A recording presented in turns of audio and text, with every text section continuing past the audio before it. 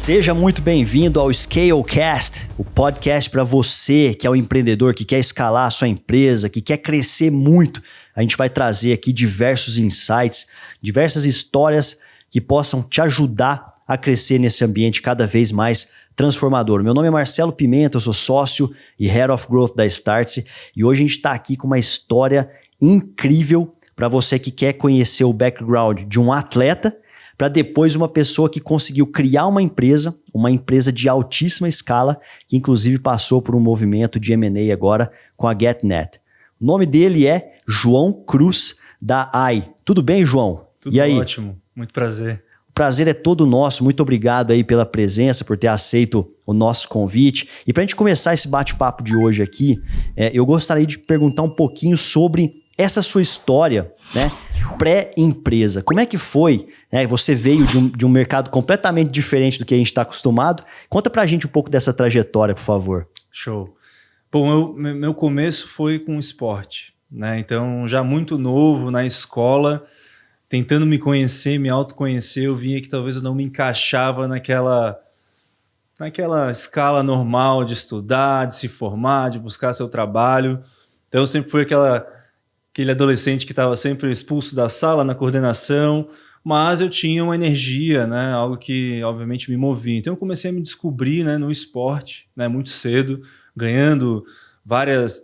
Lá no meu colégio tinha as Olimpíadas no final do ano e eu fui lá, num dia me inscrevi para todas as modalidades. E eu saí no dia com 8 medalhas de ouro, 2 de prata. E ninguém acreditava, eu ganhava dos caras que já estavam treinando há muito tempo. Então eu comecei a ver que eu tinha, né, um porte atlético e eu tinha que trabalhar nisso. Que modalidade que era? Isso foi atletismo, né? Olimpíadas, assim, ainda se começando. Mas eu comecei a me interessar muito pelo basquete, né? Isso com 11 anos. E aí entrei na escolinha e tal, rapidamente comecei a focar nisso, me desenvolvi, fui seleção brasileira, começaram os convites para vir para São Paulo. Nessa época foi vital, porque meus pais estavam se separando, minha mãe foi para uma temporada em San Diego estudar, ficou um ano lá, e eu fiquei em Floripa, né, naquela coisa, amizades e tudo mais, então eu fiquei estagnado, patinando. Quando a minha mãe voltou, me viu naquela situação, ela disse assim, não, tá afim, tu quer fazer o quê, né? Eu falei, cara, eu amo basquete, é o que eu sei fazer. E com certeza ela foi o fator chave, né, para eu estar onde eu estou hoje, porque ela simplesmente vendeu tudo que ela tinha na época, o carro, o relógio, juntou a grana, me pegou pelo braço, entramos num avião, ela perguntou, tá, onde é que é o melhor lugar do mundo para o basquete? Eu falei, Estados Unidos, tá, mas aonde? A gente foi pesquisar e a meca, né, das high schools e tudo mais era Los Angeles, né, então uma mega metrópole, a gente foi parar lá. E chegando lá, entramos num táxi, fomos para um hostel. Eu lembro eu com 14 anos, minha mãe com a minha idade de hoje, praticamente 35. E a gente foi para dentro de um hostel, beliches, 8, 10 pessoas de todos os países, numa única quarto. E minha mãe, guerreiraça ali, foi para um McDonald's trabalhar, depois para uma liquor store. E essa foi a nossa aventura e desafio juntos, né? Ela trabalhar para nos sustentar lá, eu no high school, me dedicando para conseguir uma bolsa D1, divisão 1, para realmente depois angariar um profissional, né? Infelizmente aconteceu que eu machuquei o joelho, estava indo muito bem lá fora, isso desviou um pouco, né, os nossos objetivos, então eu comecei a trabalhar lá fora, começando lavando prato, garçom, até que eu fui entregar pizza e ali eu ganhei meu primeiro dinheiro, com bastante gorjeta, juntei, comprei todo um equipamento, a Apple estava sendo lançada, comprei Apple, mesa de som, comecei a produzir dentro de casa música, que era um segundo sonho meu. Compunha bastante também. Lá a gente já ficando muito tempo lá fora, imigrantes, a gente sabe como é, a gente realmente cansou, voltou para o Brasil. Eu comecei um projeto de música que inclusive trouxe um americano para o Brasil, gravamos um álbum, a gente na época cantava hip hop, então foi bem, mas eu fiquei em Floripa, né? Na época, se eu tivesse vindo para São Paulo, a gente teria conseguido realmente andar mais com o projeto. E aí, nessa, eu estagnei de novo, né? Acabei trabalhando no shopping da cidade, numa loja de roupa, vendendo roupa, para ganhar R$700 de domingo a domingo, e aquilo realmente era o meu fundo do poço. Eu estava no fundo do poço, com quase 25, 24 anos de idade, andando de ônibus, né? Todo mundo que entrava na loja parecia que via um fantasma, porque me conhecia da cidade, então estudou comigo, só que pessoas que já estavam formadas, empreendendo ou trabalhando em multinacionais, não acreditavam. Pô, mas o João e tal, o cara era popular no colégio, foi para fora jogar basquete, o que aquele cara tá fazendo aqui? E eu sempre, naquela época ali, de fundo do poço, eu sabia, me olhava no espelho e falava, pô, mas será que eu nasci para realmente falhar assim? Mas eu sempre fui um cara que eu me indaguei muito, me questionei muito, e isso foi vital. Eu acho que essa é uma dica que eu sempre dou, né? As respostas a gente nunca vai ter, mas a gente precisa indagar para o universo pelas respostas, né? E elas surgem de alguma forma, sejam sinais, insights, elas vão surgir. E foi o que aconteceu comigo. Eu comecei a olhar o mercado de tecnologia crescendo. Eu lembro muito do peixe urbano começando lá na ilha, bombando nessa época. E eu me perguntava muito, como é que esses empreendedores têm ideias, né, contratam desenvolvedores, materializam produtos, vendem, colocam para rodar. Então ali começou muito dessa indagação, tanto que eu fui fazer um curso no Sebrae de desenvolvimento em Java, terminei o curso praticamente só sabendo fazer o Hello World lá, não me dei bem de novo com os livros, né? E aí eu tive uma oportunidade que me convidaram, um tio me convidou para trabalhar na empresa de tecnologia dele, que era voltada para o segmento de automação comercial, hotelaria, postos de combustíveis e restaurantes. Lá eu fiquei 1 ano e meio, e lá realmente foi a oportunidade que eu tive de conhecer como funcionava esse mercado, arquitetura, né, tudo. Trabalhei na área de teste, suporte, mas depois de um tempo eu, de novo, não estava me encontrando, não era aquilo para mim. Eu fui me aventurar na parte comercial, né? Então eles não tinham setor de vendas CLT, era PJ, eu tive que pegar minha rescisão e ir para a rua. Nessa de ir para a rua, eu comecei a estar em contato com clientes, entender as dores, né? E comecei a me deparar com oportunidades no entretenimento. Então visitava bares, casas noturnas, até que um dia me fizeram a pergunta, esse sistema aí, né? Como é que a gente faz para colocar num grande festival?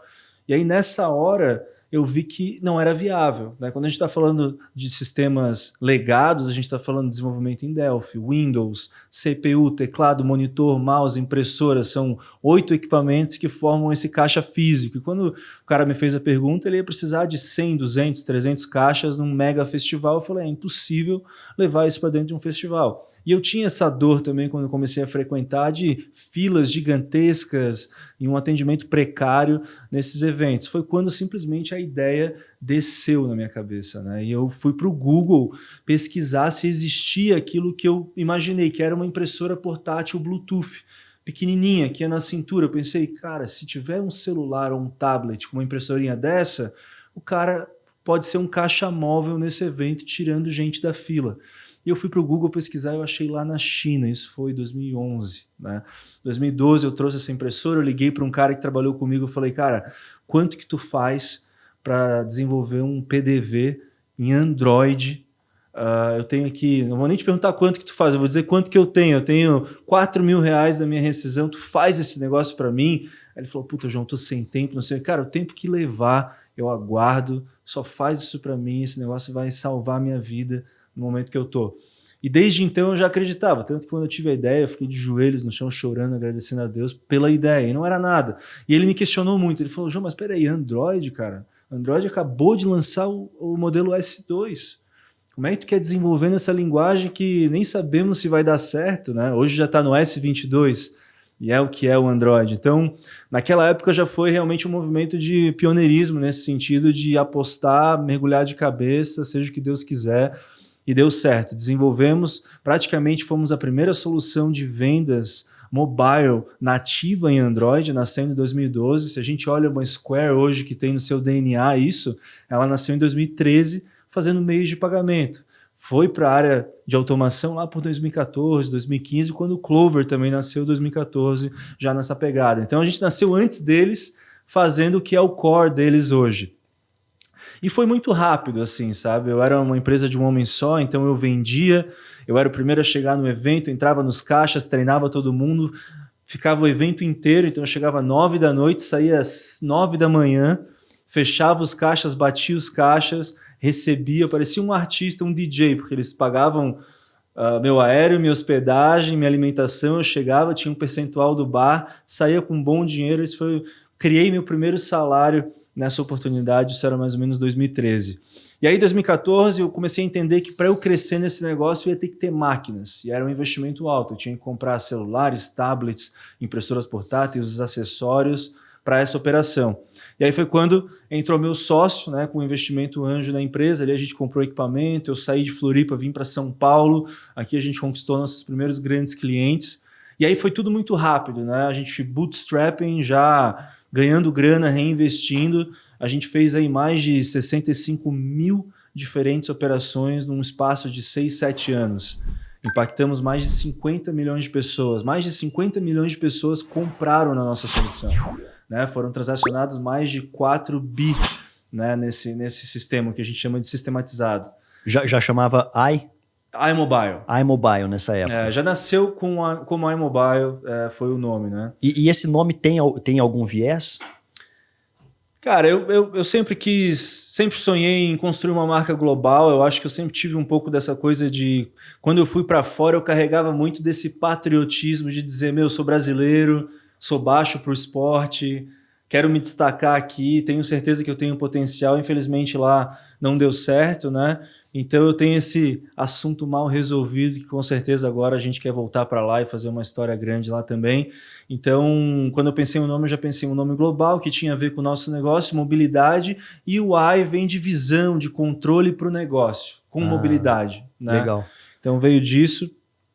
Depois a gente conta um pouco como foi esse rebranding aqui da marca também nesse nosso momento. Mas nesse momento que você tá descrevendo aí para nós da sua validação, né?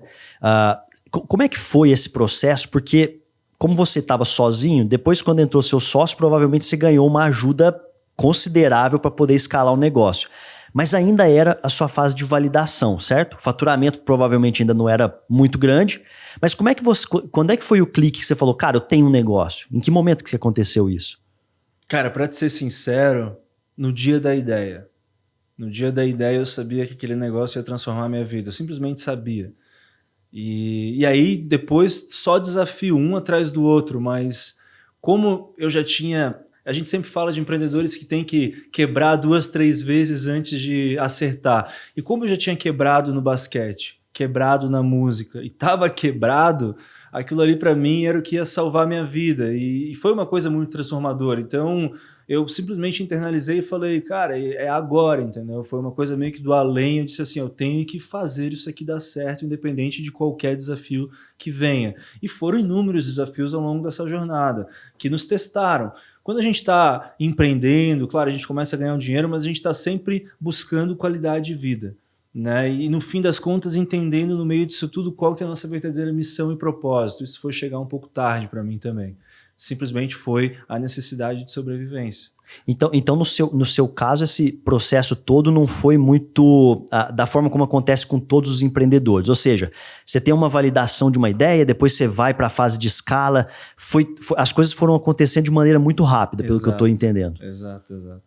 E aí a gente foi, vamos lá, no dia a dia, na rotina, entendendo se era aquilo que a gente gostaria. Então, às vezes, aos olhos do mundo, parecia lindo, né? Fazendo 2 edições do Rock in Rio, recorde de vendas no evento, Olimpíadas Rio 2016, Circo du Soleil, grandes feiras, Salão do Automóvel, Bienal do Livro, eventos para 60, 100, 120 mil pessoas, lotando arenas. Então, quando a gente pensa de uma solução de vendas que está ajudando, acelerando a experiência de consumo em grandes arenas, tu pensa, é isso aqui que eu quero para minha vida, né?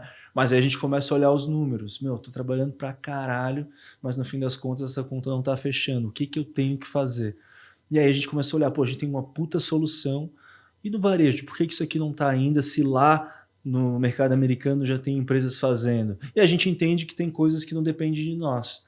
Então eu tinha uma solução que se eu fosse vender no varejo, meu cliente ia ter que comprar o celular numa loja, né, a impressora de um outro fornecedor e a solução de mim. Então, já é uma coisa que não é SaaS, né, não é lisa. Então, quando as adquirentes, final de 2018, começaram a homologar as POS digitais e trazer para o mercado, o movimento começou ali com a Cielo, com a Rede, trazendo a Point, a Cielo Liu. Depois, quando realmente vieram equipamentos bons, a gente sabia que a nossa hora estava chegando. E aí faltava mais um ingrediente que era a emissão do documento fiscal mobile. Então, as secretarias estaduais da Fazenda também, ao final desse período, começaram a homologar o NFCE, né, que é o cupom fiscal eletrônico. E ali a gente estava com a arquitetura montada. Então, a gente sabia que nós tínhamos uma solução que ia dentro de uma máquina com ótimo custo-benefício e a gente mirando escala. Agora eu consigo pensar numa venda digital, né, onde o cliente possa se autosservir, se auto-instalar e aí ter a sua percepção de valor na empresa, que é a venda. Mas ainda a gente não tinha chego lá. Então ali a gente começou a trazer os primeiros clientes do varejo, contas maiores, né, que dependiam de uma integração. Então a gente ia lá, a gente exercia o nosso papel na operação, que era vender, mas a gente tinha que integrar com o RP do cara, aí a gente tinha que integrar com o e-commerce do cara, e a gente tinha que, obviamente, customizar algumas coisas. Essas empresas no varejo olhando muito a omnicanalidade, então tinha que fazer a coisa toda se conversar, mas a gente executava um papel muito importante ali. Mas, de novo, sempre olhando, tá, mas aonde eu vou chegar, o quão rápido eu vou chegar, o quanto eu vou faturar. Quando a gente olha o mercado assim, é um mercado pinga-pinga, tu vai construir ele ao longo de vários anos, né?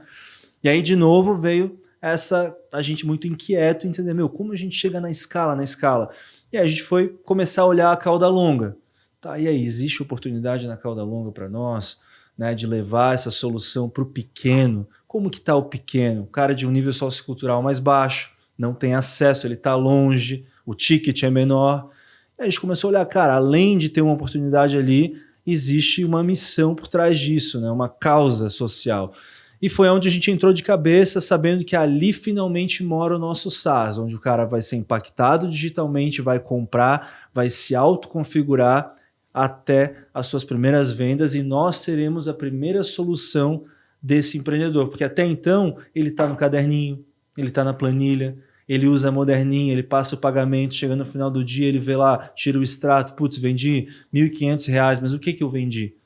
Eu acho que agora, quem está nos assistindo, nos ouvindo aqui agora, como é que é o modelo de negócio atual? Né? Agora que eu acho que eles vão entender na prática o que vocês fazem e para qual mercado vocês estão endereçados hoje. Quem que é o tipo de cliente que vocês servem hoje em dia? Bom, hoje ainda a gente está capilarizado, então eu não abandonei eventos, só que eu tenho representantes que estão ao longo de todos os estados do Brasil, e são os caras que estão lá na ponta, que representam o nosso produto, vendem, implantam e dão suporte. Então atendem eventos, atendem varejo. Nós temos contas grandes, né, que nós temos uma célula dentro da empresa de desenvolvimento, uma equipe focada para atender grandes contas. Então, por exemplo, vem uma grande conta do varejo, para não falar nomes, que está na sua transformação digital e quer sair desse modelo de caixa físico na loja e quer transformar isso em caixas móveis, atendentes com máquinas podendo cadastrar clientes, dar um atendimento diferenciado, personalizado. Então a gente tem essa célula que acopla no cliente, e aí é um trabalho muito de serviço, de vender serviço, né? Não é só a licença. E aí quando a gente fala da cauda longa, que é muito onde a gente está focado, que é mais um modelo SaaS, que é baseado em recorrência. O cliente é impactado, né, por uma mídia digital nossa, ele compra, né, o nosso negócio, ou seja, se ele já tem uma máquina, ele pode só contratar a licença, ou se ele não tem nada, ele pode contratar a máquina, a licença, chega na casa dele, ele acessa lá um portal web, configura o seu catálogo, né, os itens que ele vende, rapidamente isso espelha na máquina, em poucas horas ele está vendendo. E a partir dessa venda ele começa a ter uma gestão que ele não tinha antes do negócio. Ele sabe que produtos ele mais vende, ele sabe quem são os clientes dele, ele começa a fazer planos de fidelidade, de recompensa para os clientes. Ele começa realmente a ter um ciclo no negócio dele que antes era no escuro. Vendeu, tá ótimo. Não vendeu, também não sei porque eu não vendi. Agora ele começa a ter uma visão. Então, pelo que eu estou entendendo, o meio de pagamento hoje ele é um módulo do seu software de automação comercial. Basicamente é isso. Então, ele é um módulo extremamente importante porque ele faz o recebimento. Você é um gateway de pagamento também? Hoje, na realidade, a gente está dentro... hoje a gente se intitula como Open Acquire. Então, se fala muito de Open Finance agora com os bancos, mas a gente meio que criou esse slogan também de ser Open Acquire. O que isso quer dizer? Por mais que eu esteja hoje dentro de um grupo que hoje nossos sócios é a GetNet, a gente faz parte do Grupo Santander, mas a gente sempre foi agnóstico nesse sentido. Então, nós estamos integrados em todos os adquirentes. Cielo, Rede, Stone, PagSeguro, GetNet. Então, hoje, o foco é o cliente no centro. Se o cliente vem até mim, ele é um cliente Stone, ele já tem a máquina, eu boto a solução. Se o cliente vem até mim, ele não tem adquirente, eu entrego pagamentos e o software junto. Então é muito baseado na necessidade do cliente naquele momento. Então, de fato, você está oferecendo para esse cliente uma inteligência comercial que antes ele não tinha, e com isso você acaba aumentando as vendas e aumentando até a recorrência de compras, porque ele conhece melhor os seus possíveis clientes. Sem dúvida, ele reduz erros, né? Ele consegue ter mais segurança no dia a dia dele perante os funcionários, ele consegue controlar de longe. De novo, acho que todos os negócios hoje têm que ser movidos a dados, né? E esse cara pequeno, normalmente, ele trabalha no escuro. O negócio dele é vender para ganhar o dia e começar um dia novo no dia seguinte. Aqui não, aqui a gente começa a entregar dados que ele nunca viu antes, ele começa a ter previsibilidade do negócio, ele começa a realmente tomar as decisões baseadas nos dados que eles agora estão recebendo. Então é um game changer para esse pequeno empreendedor. Que legal. Eu até, você falando, eu fiquei com uma curiosidade aqui mais relacionada ao próprio Software as a Service, né? Para quem não conhece, o SaaS é o Software as a Service, né? Que são empresas de tecnologia com alto potencial de escala. Mas esse seu cliente hoje, que é um pequeno e médio varejista, ele consegue se comunicar com a base de clientes dele também através da sua plataforma? Existe essa modalidade? Também. Então, vou dar um exemplo prático de um dos nossos clientes do varejo, que é a Dengo Chocolates, né? Uma empresa que está aí com mais de 40 lojas hoje no Brasil, e trouxe esse conceito Apple-like de vendas das lojas americanas lá da Apple, né? Onde não tem um caixa. Você chega, o atendente te conduz por todo o processo, né? Desde a apresentação do produto até o fechamento, emissão da nota, qualquer suporte que ele tenha que te dar e treinamento, ele consegue resolver tudo com um único sistema na mão dele. Então, a Dengo foi meio que pioneira nisso com a gente no varejista, como varejistas de shoppings. E outra coisa que eles fizeram muito bem, claro, aliado ao atendimento deles, mas com a nossa tecnologia, foram mais de quase 500 mil de cadastros em poucos meses. Então, a tecnologia realmente conseguiu ajudar nesse sentido. A gente sabe o quão é difícil no físico hoje tu cadastrar um cliente. No digital você tem dados, né? Mas no físico o cliente se predispor a te dar um dado como CPF, e-mail, nome, telefone, isso aí foi uma virada de chave gigante para eles, porque a partir daquilo eles conseguiram realmente criar todas as estratégias, né, de CRM, de comunicação, a partir do físico, levando para o digital e fazendo isso num único canal. Então é uma empresa que já está muito avançada, né, na omnicanalidade nesse sentido. Só por ter nascido assim. Só por ter nascido assim. E na prática, como é que você facilitou esse processo? Ou seja, como é que ele consegue, ele precisa instalar um aplicativo na hora de pagar e é por isso que você captura a informação? Não. Simplesmente é a maneira. Né? Hoje, quando você chega numa loja tradicional, aquele cliente está lá atrás do caixa, ele vai te pedir dados. E às vezes é chato dar o teu e-mail, porque é um e-mail longo, tu vai errar, né? Daí já chega, a nota não chega no teu e-mail. Ali não, ali como o vendedor está com a máquina na mão e a gente fez o nosso teclado de uma maneira muito intuitiva, ele simplesmente entrega a máquina na mão do cliente. O cliente rapidamente digita o e-mail, o nome, o telefone. Então fica muito mais fácil tirar essa informação dele, porque é como ele está acostumado hoje a manusear um celular. Tá, então, de fato, você entregou o POS ali, o hardware, para a pessoa poder... Não é um iPad, no caso é um sistema de vocês. Ou é um iPad? Não, é uma POS digital. POS digital. São máquinas de cartões digitais que vêm com Android embarcado, né? E a nossa solução toda é desenvolvida ali. Ah, agora eu entendi. Agora fechou o loop na minha cabeça aqui. Que legal. E hoje vocês estão presentes em todo o país? Tem planos para estar fora também? Já está na América Latina? Como é que está a capilaridade? Todo o país. Com certeza planos de internacionalização são eminentes, pelo fato de hoje a gente estar num grupo que é um grupo global, né? Inclusive eles têm um braço de pagamentos que é a PagoNext, que nasceu recentemente e já está entrando em Chile, México, atuando muito América Latina e Europa, né? E com certeza a gente está olhando para seguir nesse mercado com eles. Legal. Uma pergunta que eu sempre faço aqui nesse podcast, que não pode faltar, é como é que você cresceu de fato? Como é que, pode ser inclusive atualmente, assim, que estratégias de crescimento vocês têm usado para poder fazer a empresa sair do ponto que ela está para o próximo Bem legal essa estágio? pergunta. A gente, no começo, né, lá em eventos ainda, a gente era muito sales driven.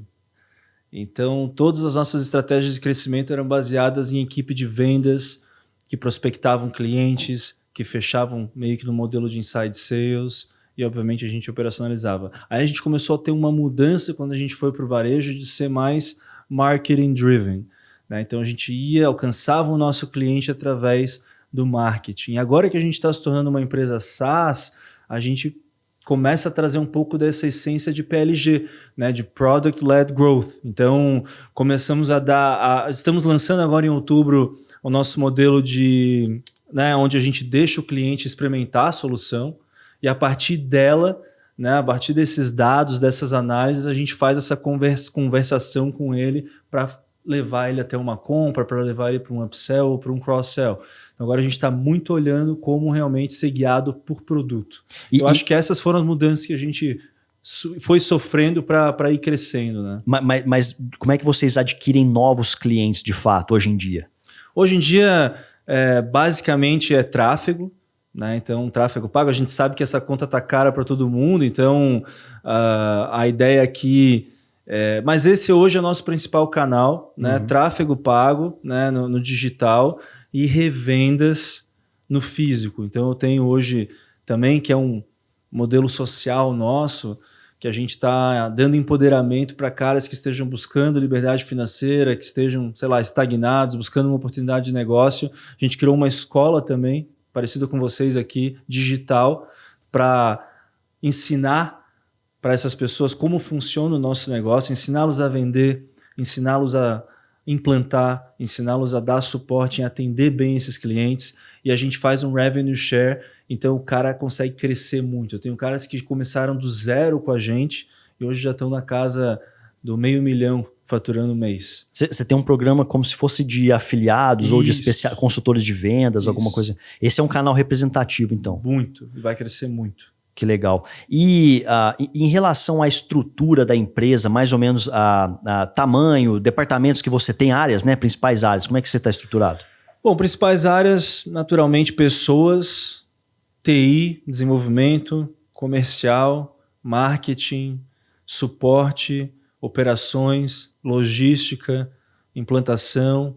Então, mais ou menos são essas áreas, né? Quando a gente fala dos nossos headquarters lá da nossa sede, é onde a gente tem toda essa equipe. Hoje a gente está liberando 120 pessoas, né? Esse número está crescendo. A gente, quando começou isso há um ano atrás, a gente estava em 15, então basicamente a gente cresceu bastante esse último ano. Obviamente com o apoio aí dessa fusão, né? E até esqueci de comentar na pergunta anterior, mas muito... essa fusão é baseada na sinergia que a gente tem de ofertar produto de valor agregado para a base dos nossos novos sócios, que é muito baseado em pagamentos. Então, de que maneira um mercado que tu deve conhecer bem está em disrupção, né? Está virando commodity, essa guerra de taxas e maquininhas, é onde a gente entra, né? Porque hoje o nosso cliente, o principal ativo dele é a venda. Nada acontece até que a gente venda algo, né? Acho que é assim como tudo na vida. Eu vou conquistar uma pessoa, vou conquistar um emprego, eu tenho que me vender bem. Já esse empreendedor, independente do negócio dele, ele tem que vender muito bem. Então a gente focou em fazer com que essa experiência seja melhor para ele. E a partir disso eu não vendo nada só em dinheiro, eu preciso vender talvez em débito, em crédito, em Pix, parcelado, link de pagamento. Então, a partir da venda eu tenho pagamentos. A partir dessa venda com pagamentos eu gero dados. Então eu dou baixa do estoque, eu gero dados financeiros, eu gero dados de clientes no CRM. E aí, com esses dados, eu trabalho para que meu cliente tenha recorrência, para que o cliente dele volte, para que o cliente dele esteja cada vez mais satisfeito. E esse é um loop que nunca termina. E vocês... Eu queria te fazer uma pergunta que ela é muito da cabeça do decisor, do founder ali, que é mais ou menos o seguinte, e a gente sabe que isso acontece com frequência.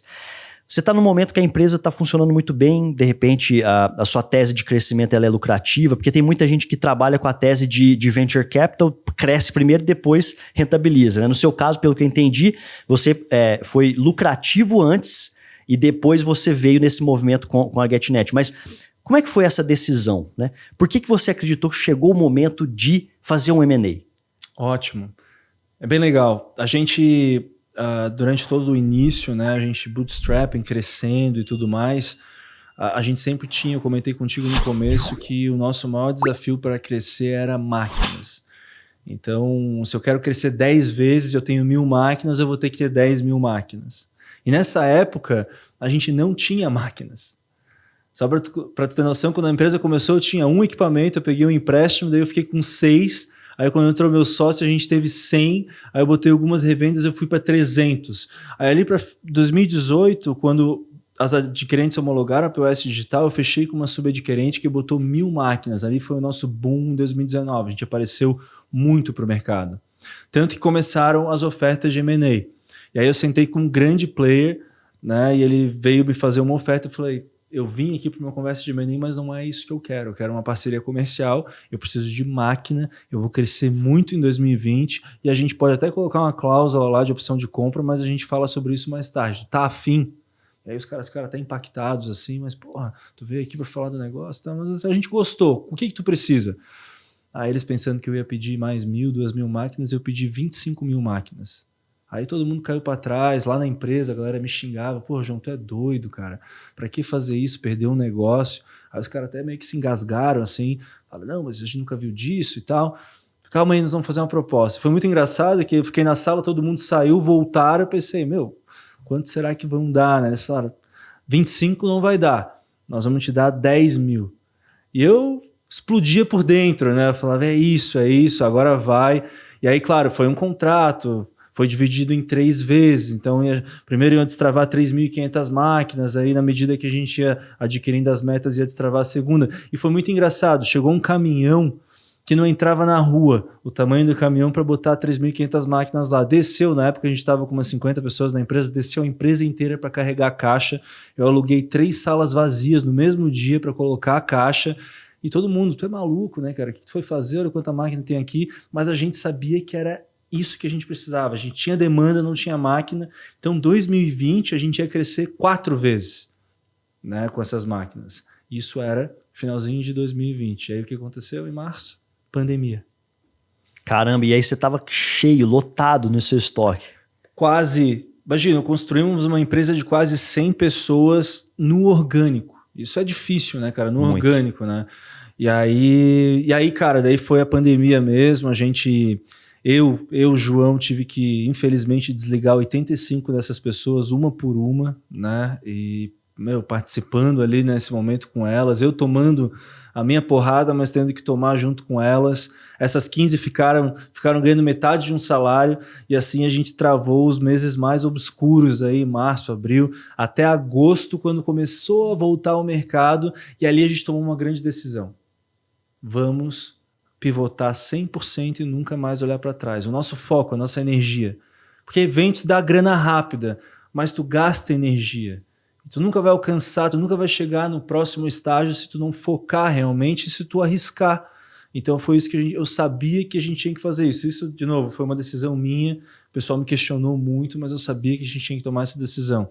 E ali a gente foi construindo aos poucos isso de novo. Claro, 2019 a gente apareceu muito, 2020 a gente manteve o relacionamento com vários players falando sobre M&A, e aí 2021, com 3, 4 grandes caras na mesa, a gente analisou muito o que cada um tinha a nos oferecer, que ia obviamente além de dinheiro, e a gente então resolveu casar aí com a Get, com o Santander, por conta de toda a perspectiva que iria nos trazer, não só de explorar a base, mas mercado internacional. E o momento deles de M&A também, diferente de outras empresas, eles fazem as coisas mais assertivas, eles realmente focam nas empresas que estão entrando, né, para não estagnarem, para não ficarem escanteadas lá dentro. Então, foi muito isso. Foi realmente um estudo geral para a gente tomar essa decisão. Não sei o que teria ter sido se a gente pudesse ter crescido bootstrap com todas aquelas máquinas, eu ia ter destravado aquelas 4, mais 5, mais 10. Depois, obviamente, eu teria feito um deal muito maior. Mas foi tudo válido e a gente está bem feliz nesse momento. É uma experiência única, né? Como empreendedor, passar por tudo isso, aprender sobre tudo isso e que venham aí as novas etapas que a gente com certeza vai abraçar aí com todo carinho. E como é que é, se a gente for entrar um pouquinho aqui no modelo de gestão hoje da sua empresa, como é que você faz essa gestão? Por exemplo, é um modelo híbrido, é um modelo remoto, presencial completamente, ou quais são os rituais que você costuma ter para o pessoal poder também aprender um pouco nesse sentido? Boa pergunta. Eu acho que esse é um grande desafio, né, das empresas nesse momento e a gente passou muito por isso. Então, hoje a gente tem os 3. Então, eu tenho pessoas que são full remote, né, que estão em diferentes estados aí, desenvolvedores, especialmente a galera de TI, entre outras posições também. E aí, lá em Floripa, a gente trabalha um modelo mais híbrido, né, com autonomia, na base da confiança.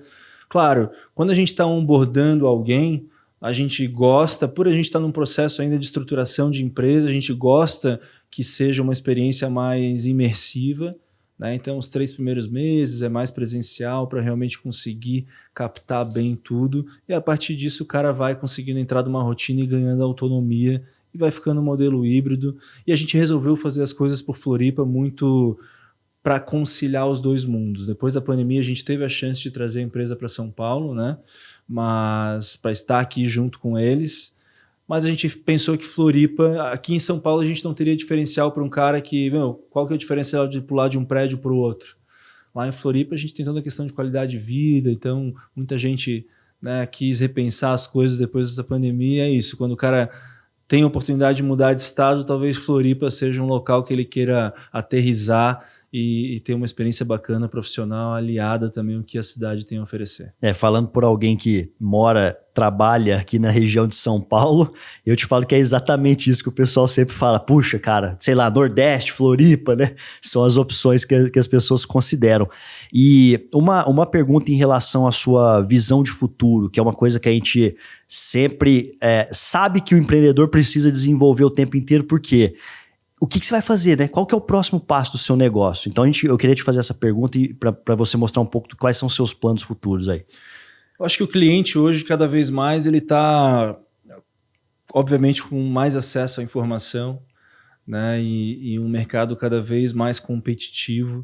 Então, esse cliente, ele sabe o que ele quer e ele quer ser bem atendido, né? Ele está, às vezes, até disposto a pagar mais para ser bem atendido. Então, acho que é um movimento do mercado ser full service. Então, acho que agora que a gente está dentro de um grupo como esse, a gente exerce um papel vital ali na operação, a ideia é que o cliente ele seja atendido 100% pela AI. Então, a AI hoje já é o sistema de vendas e gestão, a AI hoje já provê da retaguarda, a AI provê de pagamentos, a AI logo pode prover até de linhas de crédito, investimentos. Então, quando a gente fala de Banking as a Service, a gente vê isso passando muito pela AI, porque afinal a gente sabe exatamente a saúde financeira do nosso cliente, a gente consegue realmente ter uma previsão mais apurada do negócio dele. Então, acho que os próximos passos da AI é, com certeza, fazer com que o nosso cliente se autossirva no modelo de one-stop shop. Então, ele consegue ser atendido por completo dentro de um único local, né? Então, legal. João, eu queria te fazer uma pergunta que é a seguinte. Como é que você aprende e executa? Qual que é a sua relação entre aprendizagem e execução no seu dia a dia?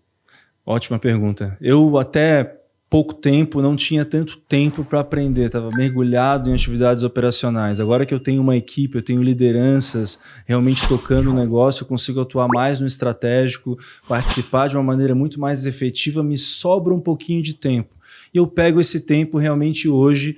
E, cara, hoje eu estou olhando muito outros empreendedores, outros CEOs, podcasts. Realmente hoje eu sou um entusiasta de podcasts, ouvindo entrevistas, aprendendo, né? Sou um CEO, sou um gestor de informação. Então, hoje eu finalmente estou tendo a chance de aprender. Preciso ler mais, né? O tempo é curto, então realmente o audiovisual me coloca mais rápido na informação. Foi um método que eu encontrei de aprender. mas esse seria talvez o que eu mais estou exercendo hoje para realmente tirar de insights, fazer correlações, pegar exemplos para poder aplicar. Converso muito, né, com pessoas também que eu conheço, que estão empreendendo ou que já empreenderam, que são quase como mentores aí, então isso também me ajuda. Mas eu acho que tem um longo caminho, né? Eu sinto que agora finalmente eu vou poder me especializar cada vez mais, quero fazer cursos, quero, né, ir para fora, fazer imersões. Então acho que nesse sentido de aprendizado eu sinto que eu ainda estou só começando. João, quero muito te agradecer aqui pela sua presença hoje, foi um papo muito legal, acho que você trouxe vários insights aí para os nossos queridos, para a nossa querida audiência empreendedora. E como é que o pessoal se conecta com você aí nas redes sociais, de repente, para continuar a conversa? Show, a gente está com um movimento novo, eu fiquei também até, é curioso, eu fiquei 10 anos sem rede social, e esse foi uma das coisas que eu fiz para hackear o meu crescimento. Eu falei, cara, eu preciso entrar numa bolha, não posso ter distração, tenho que sacrificar absolutamente tudo, e eu me desliguei. Era difícil até para as pessoas pensar se não não estava conhecendo alguém, a mulher pensava, pô, esse cara é casado, não tem Instagram nem nada, mas que nada, foi uma maneira de chegar aqui. Agora que eu cheguei, lancei meu Instagram, podem me achar no ojoão.cruz. E lá é um lugar para a gente falar de empreendedorismo, desenvolvimento pessoal, família, esporte, música, coisas que eu gosto também, mas muito que é um canal para a gente inspirar não só pessoas que já estão empreendendo, mas que pensam em empreender e que lidam com todo tipo de dificuldade, né, como foram as minhas, e que elas possam saber que existe o seu lugar ao sol, mas realmente vai ter que batalhar muito, vai ter que errar muito, vai ter que ter perseverança, muita fé, mas esse dia vai chegar. Então, se puderem me seguir, é ojoão.cruz no Instagram. E aí todos os canais da AI, né, que a gente tem também, mas seria isso. O site é ai.com.br. ai.com.br. Boa. Brigadão, João Cruz, CEO e founder da AI. Um grande abraço e até a próxima aí, pessoal.